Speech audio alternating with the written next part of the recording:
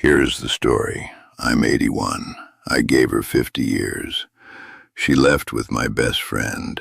I never shed a tear. People always expect you to cry. When something breaks, a bone, a promise, a marriage, they wait for the tears like they are owed them, like your pain is a performance meant to make them comfortable. But I never gave them that, not once. Not even the night Margaret walked out of our home with a suitcase in one hand and Gerald's car keys in the other. I just stood at the kitchen window and watched the headlights disappear down the road. 50 years. That is not a number. That is a life. That is Sunday mornings with burnt toast and cold coffee because neither of us could cook, but we were too proud to admit it. That is 3 children, 2 miscarriages, 1 dog named Biscuit who outlived the happiness in the house by at least 4 years.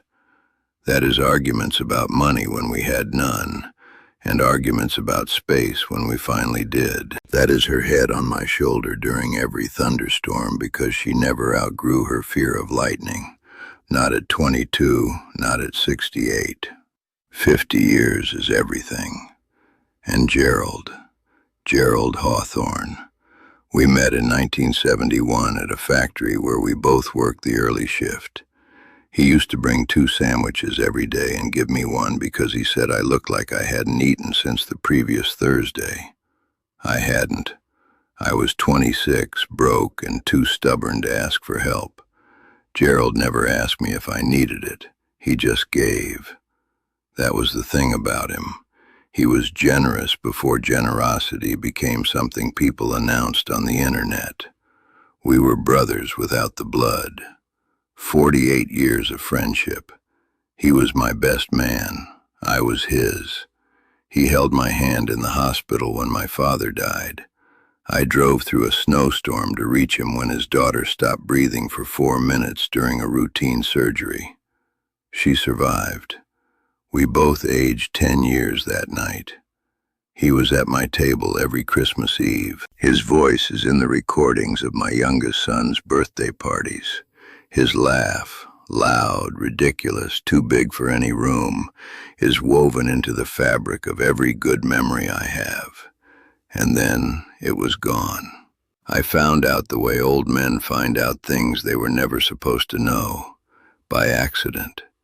A phone left unlocked on the kitchen counter. A name I recognized lighting up the screen. A message I only read the first 3 words of before I put the phone face down and walked out to the garden and stood there until my knees told me I had been standing too long. I did not confront Margaret that night, or the next. I am not sure why. Perhaps I was hoping I had misread it. Perhaps I was giving the universe a chance to correct itself. Perhaps, if I am honest, I already knew and had known for some time, and the phone was just the moment I could no longer pretend otherwise. I told her what I had seen on a Thursday afternoon in October. The leaves were falling outside. She was sitting at the kitchen table with a cup of tea. She did not deny it. She did not cry. She looked at me with something I can only describe as exhausted relief, like a woman who had been carrying a stone for so long that even the dropping of it hurt. She said it had been 2 years. 2 years. I had made her tea every morning for 2 years, and she had been in love with my best friend. I had held her hand at her sister's funeral. I had rubbed her feet when her arthritis flared. I had told her she was beautiful in the unflattering light of the hospital waiting room when her knee was being replaced. All of it, while she was somewhere else entirely. I asked her one question, just one. I asked her if she was happy. She said she thought she could be. I nodded. I walked to the window. I looked at the garden. And I told her she should go. She left 4 days later. Gerald called me once. I did not answer. He sent a letter. I read it once and put it in the drawer and never opened the drawer again. There are things a letter cannot fix, and I did not want his explanations. I did not want his guilt. Guilt is a gift people give themselves. It is not the same as an apology. It is not the same as accountability.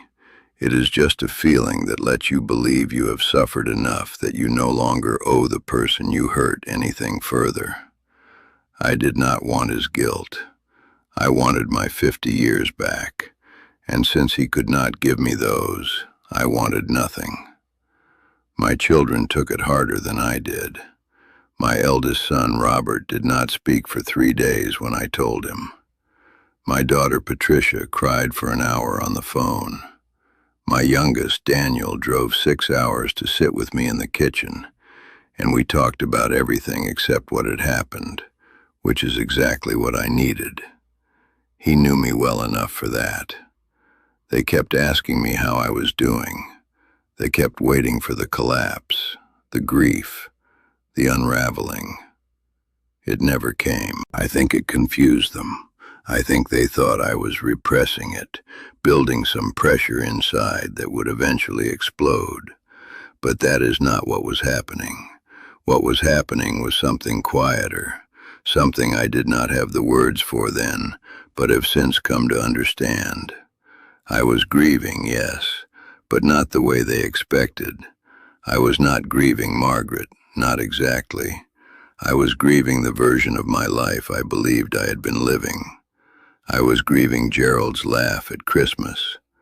I was grieving the ease of a friendship that had required no maintenance because it had always just been there.